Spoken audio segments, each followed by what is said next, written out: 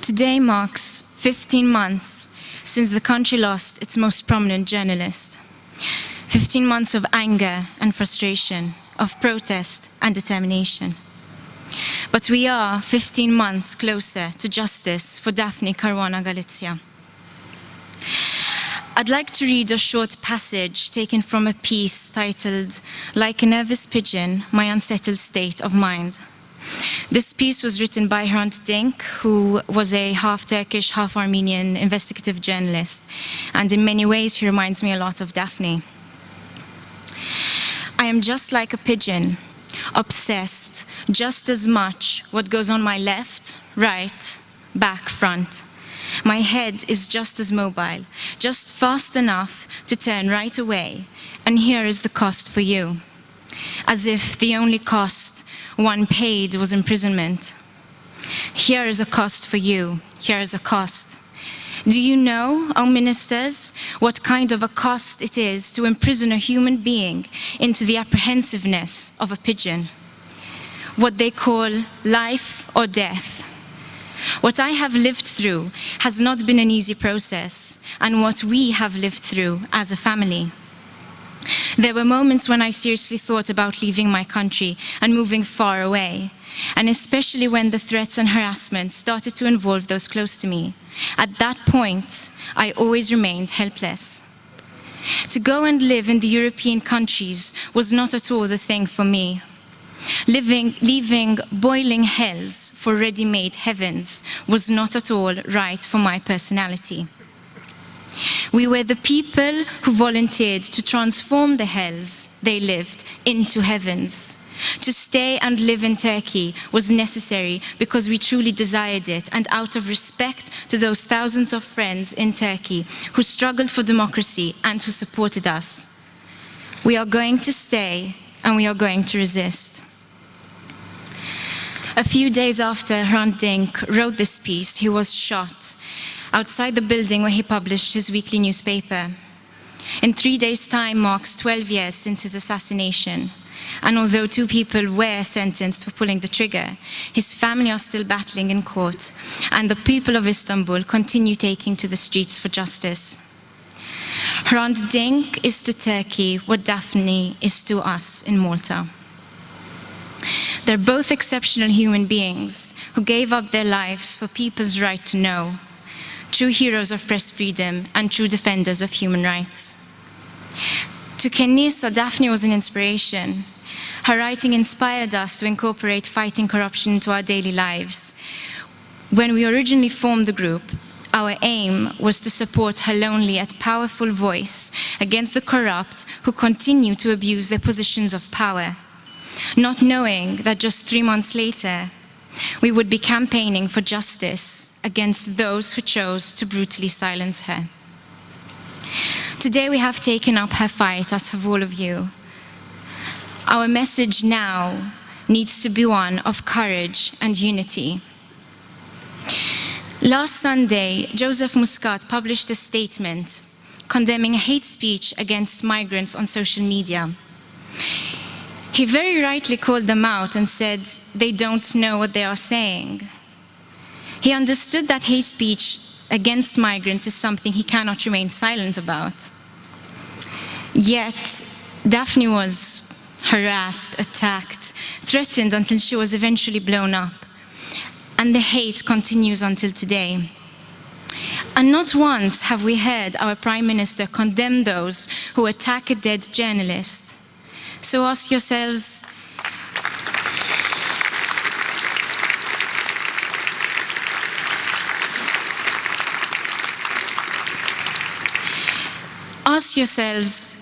why is a nation divided in calls for justice for a journalist who was blown up? Muscat's silence and inaction is the reason why. But we don't need to wait for a Prime Minister to tell us as a country to unite during Malta's darkest times of press freedom. We will bring justice for Daphne and for the story she exposed, but we must unite together. Most importantly, we must unite in our calls for a public inquiry. A public inquiry will ensure that this will never happen again, but it will also, and most importantly, determine whether Daphne's life could have been saved. Muscat's delaying tactics against an urgent public inquiry means trouble for democracy and press freedom in Malta. So while Joseph Muscat is not standing here with us tonight, let's take this opportunity to send him a little nudge and make sure that he hears our voices. I'm going to ask you all to kindly bring your phones out, and I'm going to do this with you. We're going to write a public post on Facebook tagging Joseph Muscat directly.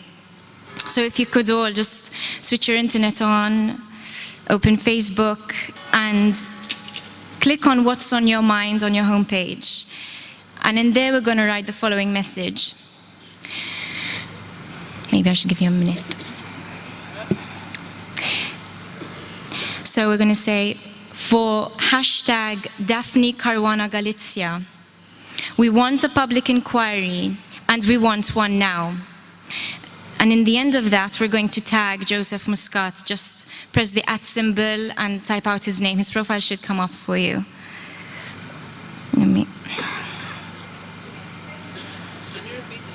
Yes, sorry. So for hashtag Daphne Caruana Galizia, Daphne's name is to be in one word. For hashtag Daphne Caruana Galizia, we want a public inquiry, and we want one now. And tag Joseph Muscat in the end.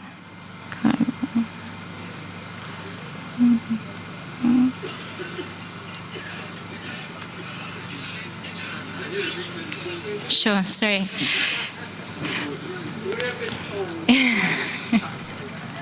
Don't worry. For hashtag Daphne Caruana Galizia, we want a public inquiry, and we want one now. And tag Joseph Muscat. Just press the @ symbol and start typing Joseph Muscat. His profile should result for you.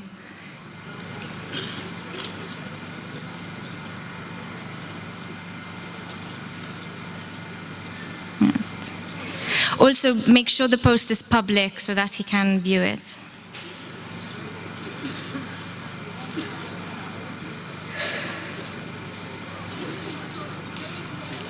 Sorry?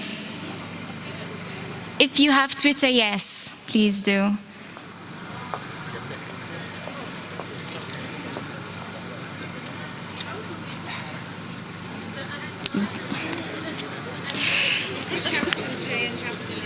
Yes, yes. I hope that anyone watching us from home, including journalists, also participate in this campaign tonight. We need to make sure he hears our voices and we get his attention. Just because he's here tonight doesn't mean he's escaping it.